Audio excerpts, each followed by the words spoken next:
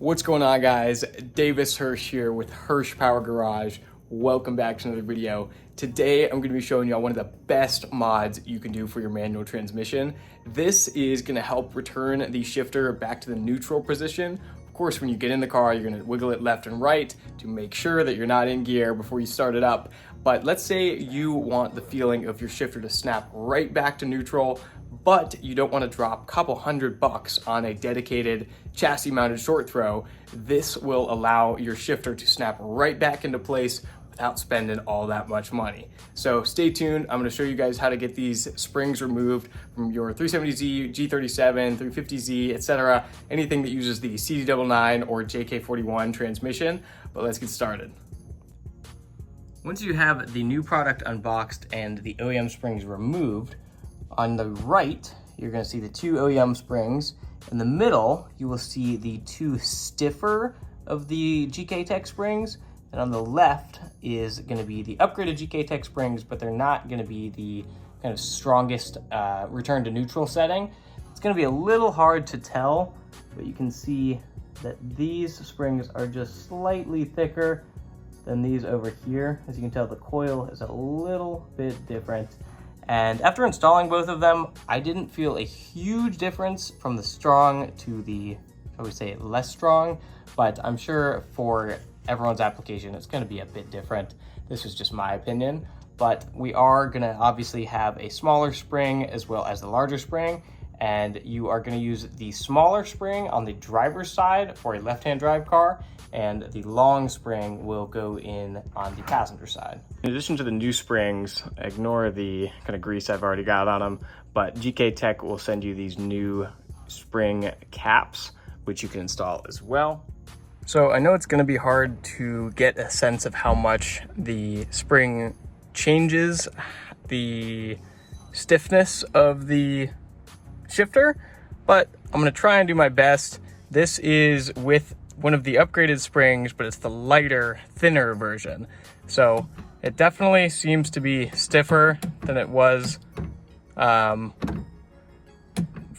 the OEM springs, but it's still far lighter than I would prefer. So I'm gonna go ahead and install the even tighter or stiffer springs. So as you can tell, I do have the trans mount removed as well as the transmission brace right there. I took that out because I am removing my OEM trans mount and putting in a poly mount. I don't know if you have to do that for this install, but I did because it gave me more clearance. First things first, what we're going to go ahead and do is lower this transmission brace so that we can have the transmission just tilted down a little bit so that we will have more accessibility to all the hardware up in there. Mine looks a little different since I'm running an aftermarket exhaust, but what you're going to have first is 4 14mm bolts. So before we lower this, what we're going to go ahead and do is support it with the jack, and then we'll be good to start removing it. Up next, what we're going to do, as I mentioned before, is now we're going to lower the jack just a bit. So the transmission begins to drop down just to give us an inch or two of space, but that's good. Now I'm going to tighten the jack, and now I will be able to get this piece off if needed. This will be just two 12 mils right here, and then we will be able to have more space to get that done. So I just broke it loose off camera, but you're going to use that 27mm wrench I mentioned before to then loosen this. But be careful when you do loosen it. The spring is under tension, so it could pop right out. But keep in mind this is with the car in 6th gear, so the tension will be a little less. If we tried to remove the other spring while the car is in 6th gear, there's going to be even more tension, so it would shoot out. So when we go ahead and loosen the driver's side spring, we're going to go ahead and do the opposite and put the car in 1st gear. Now you're going to get your new spring, and with the car in 6th gear, we're going to go ahead and do the passenger side. So it's going to be a little hard for me to film, but you'll go ahead and insert that in there, and then you'll have to compress it with a little bit with the provided caps, and then once it's compressed enough, you're going to be able to reach the threads in the hole there, and then you'll be good to go. Access the bolt up there. As you can see, I've already got it removed, but my footage corrupted. So what I ended up doing to get the 27 mil wrench on there is removing this black brace right here. It's gonna be a 12 here, here, and behind that panel right there. Don't think I can just barely get my camera in there, but you're gonna need to use a 1/4 inch with a deep 12 on there to get that one. It's gonna be a pain, but it'll be kind of necessary to ensure you don't round off that bolt right there. All right guys, so here is the afterwards. It does center itself much quicker now. For 40 bucks or whatever it costs, I don't regret the money.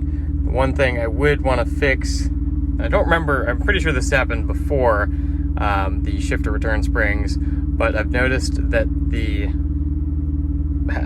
shifter itself has a bit of play when it's shouldn't have play. I don't know what to describe that. But the other thing that I honestly do not like is that getting into reverse, maybe this is also kind of the fault or in combination with the Cooler Works assembly, but getting it into reverse is a total pain. Maybe it'd be easy on the stock setup, but getting in with a Cooler Works or a full short throw is a lot harder.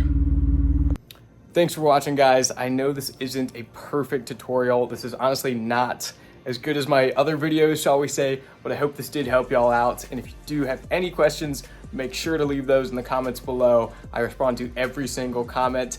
Additionally, if you do want to purchase a set of these springs on your own, I have GKTech's website linked in the description. And I do want to emphasize this is not a sponsored video. I purchased these on my own, and I just wanted to give a shout out to a good product and a great company to work with. So thanks again, and I appreciate all the support lately. Thanks, guys.